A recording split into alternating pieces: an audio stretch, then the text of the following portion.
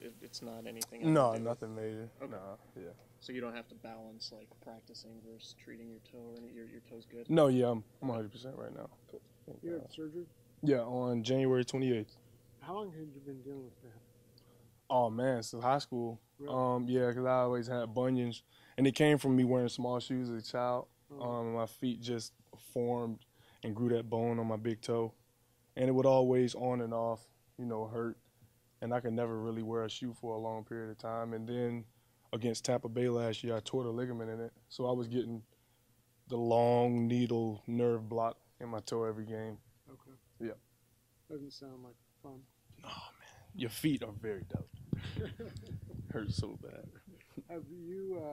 Because people say, "Hey, all right, you're a third-round pick. Come on, let's show your stuff now." Of course. I mean, that makes excuses for you, but particularly last year, it doesn't sound like that. That was the easiest thing to deal with. Do you feel like you're in a better position to show what you can do? Most definitely. Most definitely. I feel like, obviously seeing where Coach Saleh has coached, he's a Super Bowl champion and he's coached on some very dominant defenses. Jacksonville was top 10 in the league last year. And I feel like the scheme plays a lot, with the player. It goes hand in hand. Some guys, Navarro Bowman's, Luke Kuechly's of this world, I feel like he can be in any system and dominate. But I feel like this is the perfect fit, for me. It's a little different because I never really played on the left side of the defense, but now I'm on both, flip-flopping sometimes. But, it's taking some time to get used to, but I'm getting it.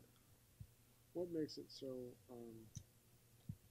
potentially a good fit for you, do you think? Because I'll be not only rushing but dropping and really showing my athleticism, opposed to being in the 3-4. You know what I'm saying? I feel like coaches find things that their players do very good, and in past places, Coach Saleh hasn't really blitzed his Sam linebackers, and I feel like he's going to incorporate that a lot in our defenses now. So. I mean, you played outside, so does the change from a one gap or to a one gap from a two gapping scheme really affect you that much? Not me, really. More so the D line with the front guys. I'm on D line, but the front guys and the middle backers and safeties. Because Eric Reed is really in the box now. So. How's Ahmad transitioning? I mean, it seems like Ahmad is in, what is this, year 12? It looks like he's a rookie out there. I mean, he's running, and he's just so energetic, so athletic. He's transitioning very well.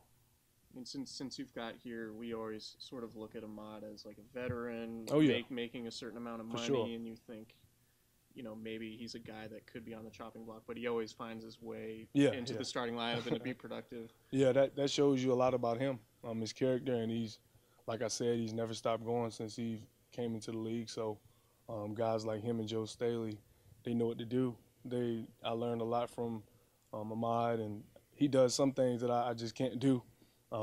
He's just that type of guy. But I learned a lot from him, and I'm glad he's back, to be with me for my third year, because I'll continue to grow and learn from him. So. What types of things can he do? Oh man, like he could just swim around blocks when he's supposed to set the edge. I can't do that. I have to set the edge. I'm just not built that way. But he's just so athletic, man. I feel like being that age, he should not be able to run as well as he can. It's just crazy. But that's what happens when you take care of your body and do everything the right way. So. Has he given you advice on that? Not really. Ahmad's not really a talker. You know what I'm saying? He talks a lot of trash, but he's not really a talker. So we teach each other. I feel like he learned a lot from me, and I learned more from him. So he leads more by example than. Would you say that this defense is a little bit more simple than last year's? Most definitely. Because it's one man, you know what I'm saying? Everybody has a gap, and it allows everyone to play fast. And I know we say that. We tend to say that every year. It allows us to play faster, but this really does allow us to play faster because you got guys like Eric and DeForest and Tank really playing the positions where they were built to play. You know what I'm saying? So I'm excited, man. I feel like we're going to have one of the best front sevens. I really do believe that. So.